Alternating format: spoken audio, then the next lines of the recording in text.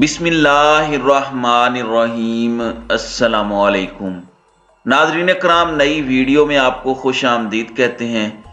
اس وقت بہت بڑا بریک تھرو ہو چکا ہے اور بیک ڈور رابطوں کے حوالے سے عمران خان نے بالآخر تصدیق کر دی ہے اور پس پردہ بہت سی کوششیں چل رہی ہیں، لیکن اس سارے معاملے کے اندر ایک جانب تو خان صاحب کی طرف سے بیک ڈور رابطوں کی تصدیق آئی ہے، تو وہیں دوسری جانب عمران خان کے بیک ڈور رابطوں کو خراب کرنے کے لیے اور اس سارے معاملے کے اندر رنگ میں بھنگ ڈالنے کے لیے پی ڈی ایم بھی ایکٹیو ہو چکی ہے۔ اس حوالے سے اہم ترین تفصیلات ہیں، جبکہ خبریں بہت زیادہ ہیں۔ ایک جانب تو اب امپورٹڈ سرکار کے اتحادی بھی ناراض ہونا شروع ہو چکے ہیں اور اپنی غلطیاں تسلیم کرنا شروع کر چکے ہیں، تو وہیں دوسری جانب ان کی آپس کی پھوٹ اور آپس کا انتشار بھی سب کے سامنے آ چکا ہے۔ اسحاق ڈار جو کہ ملک کو اکنامکس سے ڈارک اکنامکس تک لے کر جا رہے ہیں، مفتاح اسماعیل نے انہی پر چڑھائی کر دی ہے، جبکہ شیخ رشید کے حوالے سے بھی میرے پاس ایک بڑی اہم خبر ہے، اور رات گئے شیخ رشید صاحب کو بھی بڑے گھر سے بلاوا آ چکا ہے۔ یہ کافی ساری ڈیولپمنٹس ہیں، ہم ایک ایک کر کے ڈسکس کر لیتے ہیں۔ ناظرین کرام، سب سے پہلے تو رانا ثناءاللہ صاحب جو ہیں وہ اس وقت بیک ٹو بیک سٹیٹمنٹس دے رہے ہیں، اس وقت عمران خان کو غصہ دلا رہے ہیں، تپانے والی باتیں کر رہے ہیں، چیلنج پر چیلنج کر رہے ہیں کہ عمران خان فوری لانگ مارچ کریں اور پھر انتشار کی طرف ملک جائے، اور پھر ظاہری بات ہے کہ اس کیوس کے اندر اور انارکی کے اندر انہیں ایک ایگزٹ مل جائے، یہ ایگزٹ کر سکیں، اور آج پھر انہوں نے سٹیٹمنٹ دے دی ہے اور بیک ٹو بیک سٹیٹمنٹس دے رہے ہیں کہ ضمنی الیکشن میں جیت کا یہ مطلب نہیں کہ آپ کو اسلام آباد پر چڑھائی کا لائسنس مل جائے، جبکہ دوسری جانب ضمنی الیکشن میں ایک جانب یہ کہہ رہے ہیں ہمارے ووٹ بڑے ہیں، وہیں دوسری جانب ان کا کباڑا ہو چکا ہے، دیوالیہ ہو چکے ہیں یہ سیاسی طور پر، اور اپنے سیاسی تابوت میں انہوں نے کیل خود ٹھوکا ہے، اور سب سے زیادہ نقصان اگر کسی کا ہوا ہے تو وہ نون لیگ کا ہوا ہے۔ پیپلز پارٹی تو اس سارے معاملے کے اندر بینیفیشری ہے، البتہ عوام اسے بھی ریجیکٹ کر رہی ہے، اور سب سے زیادہ فائدہ تو ان سب نے جو اپنے آپ کو ایکسپوز کر کے کیا ہے وہ عمران خان کو پولیٹیکلی پہنچا ہے۔ مریم نواز نے بھی ضمنی انتخابات کے نتائج پر تبصرے سے انکار کر دیا، اور مریم نواز نے کہا کہ میں فی الحال بات نہیں کروں گی انتخابات کے معاملے پر۔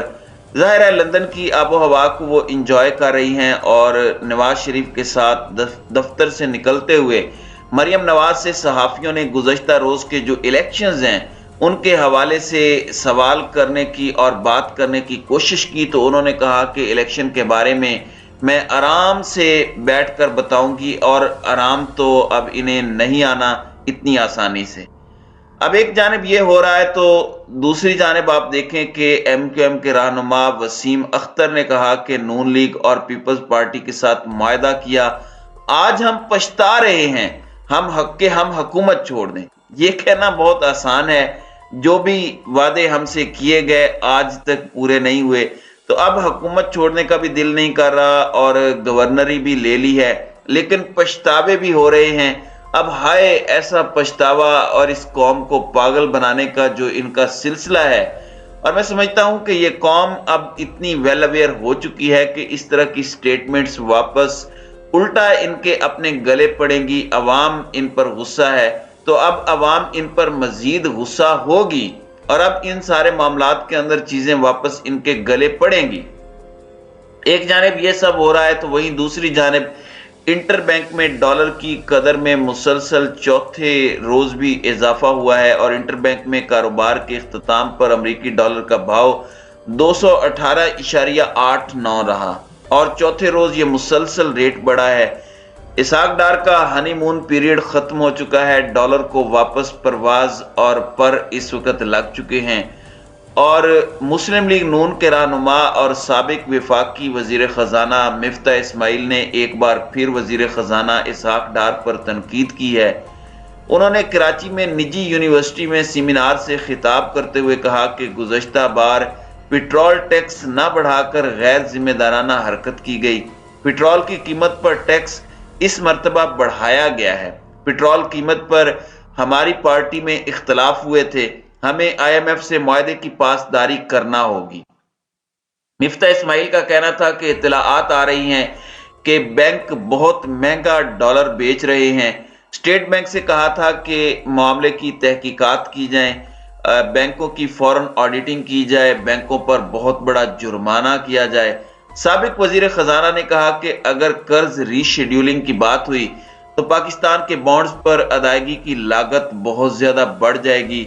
मेरा घर सस्ता कर्ज स्कीम बंद होने पर उन्होंने मंतक पेश की कि इस स्कीम से बैंकों को ज्यादा फायदा हो रहा था, इससे बेहतर था कि हम मुफ्त घर दे देते, और इस तरह की और भी चीजें बताई। लेकिन इसहाक डार की पॉलिसीज पर अब इनके अपने घर से तनकीद हो रही है, और जाहिरी बात है उन्हें ये भी गुस्सा है कि मुझे क्यों कुर्बानी का बकरा बनाया गया। दूसरी जानिब शेख रशीद को एक तरफ तो लाल हवेली खाली करने का नोटिस मिला, और शेख रशीद ने भी इस पर स्टेटमेंट दी कि लाल हवेली कोई 9-0 नहीं है कि आप खाली करवा लें, यानी वो डट गए हैं और वो खाली करने के मूड में नहीं है। तो वहीं दूसरी जानिब फेडरल बोर्ड ऑफ रेवेन्यू यानी FBR ने साबिक वजीर दाखिला शेख रशीद को 31 अक्टूबर को तलब कर रखा है। FBR ने साबिक वजीर दाखिला शेख रशीद को नोटिस भेजा है, जिसमें उन्हें ज़ाती हैसियत या वकील के जरिए पेश होने की हिदायत की है, और यह भी कहा है कि वो अपने अकाउंट से मुतल्लिक जितनी दस्तावेजात हैं हमरा लाएं। शेख रशीद से 1 जनवरी 2020 से 30 जून 2022 का टैक्स रिकॉर्ड भी तलब कर लिया गया है। जाहिर बात है ये खजल ख्वार करना चाहते हैं आम लफ्जों में। अब इमरान खान की तरफ आते हैं और हुकूमती इत्तेहाद ने जो फैसला किया है इस पर बात करते हैं।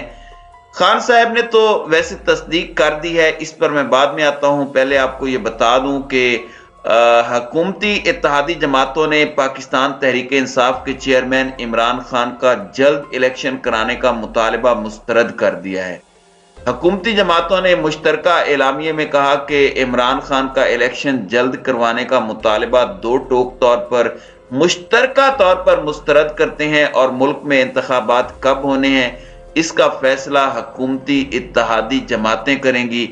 किसी जत्थे को ताकत की बुनियाद पर फैसले मुसल्लत करने की इजाजत नहीं देंगे। ओ भाई, ये जत्था नहीं है, ये अवाम का फैसला है, और अगर अवाम के फैसले पर रत्ती बराबर गैरत हो तो आप अभी तक घर बैठे होते। लेकिन जाहिर बात है गैरत से आप लोगों का कुछ लेना देना नहीं है।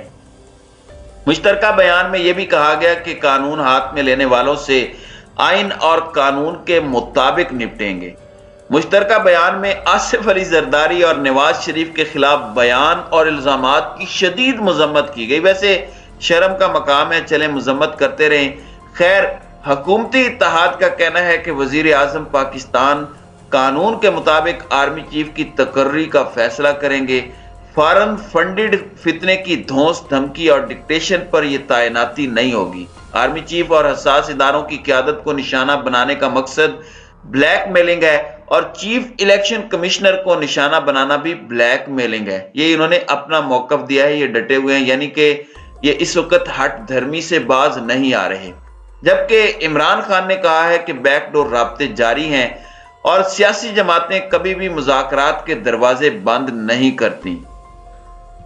इमरान खान ने यह बड़ा अहम इंटरव्यू दिया और यह बात कही कि ज़िमनी इलेक्शन साइफर के मामले समेत कई अहम उमूर पर उन्होंने खुलकर बात की, और इमरान खान ने कहा कि इन लोगों की गुलामी से तो बेहतर है कि मैं जान दे दूं। सोशल मीडिया और मीडिया पर मेरे और मेरी फैमिली पर कीचड़ उछाला गया। इन 6 माह के दौरान मेरे खिलाफ जिस तरह के एक्शन लिए गए, नहीं समझता था कि ऐसा कभी होगा, लेकिन ऐसा हुआ, लेकिन यह नाकाम हुए। और शहबाज गिल और आजम सवाती को बरहना करके तशद्दुद किया गया, ऐसा भी नहीं सोचा था। मुल्क में हम लोगों ने इन लोगों के साथ क्या सलूक किया, इस पर मैं क्या कह सकता हूं, ये खान साहब ने कहा। साइफर में लिखा था कि इमरान खान अपनी मर्जी से रूस चला गया। पाकिस्तान का मुतालबा, खान ने कहा कि फौरी इलेक्शंस हैं, और नवाज शरीफ या आसिफ अली जरदारी से मेरा कोई जाती फड्डा तो नहीं है। लेकिन इस वक्त इमरान खान ने सबसे अहम तरीन जो बात की है वो बैकडोर राब्तों की तस्दीक है, और ये बात वाज़े तौर पर और दो टोक अंदाज में कही है कि सियासी जमातें कभी भी जो मुज़ाकरात होते हैं उनका दरवाजा बंद नहीं करती। तो नाज़रीन कराम, आपकी इस वीडियो के हवाले से क्या राय है? आप अपनी राय का इजहार कमेंट सेक्शन में जरूर कीजिएगा।